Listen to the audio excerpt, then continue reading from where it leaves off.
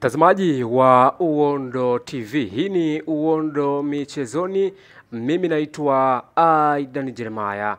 Kutokana na taarifa iliyotufikia hivi punde ambayo inahusu shirikisho la mpira wa miguu Tanzania, yani TFF, Uondo TV tumekuwa na machache ya kukuandalia.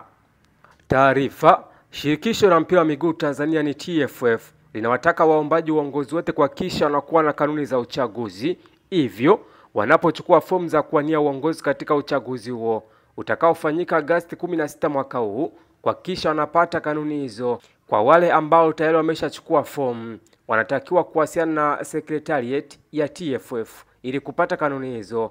Nafasi zinazowaniwa katika uchaguzi huo utakaoendeshwa na kamati ya uchaguzi ya TFF ni 7. Nafasi hizo ni rais na wajumbe 6 na kamati ya utendaji. Mwisho wa kuchukua na kurudisha fomu ni saa 10 kamili jioni, Juni 20 mwaka huu. Fomu zinarudishwa katika ofisi za TFF. Imetolewa na Clifford Mario Ndimbo ambaye ni ofisa habari na mawasiliano TFF, Juni 17, 2025.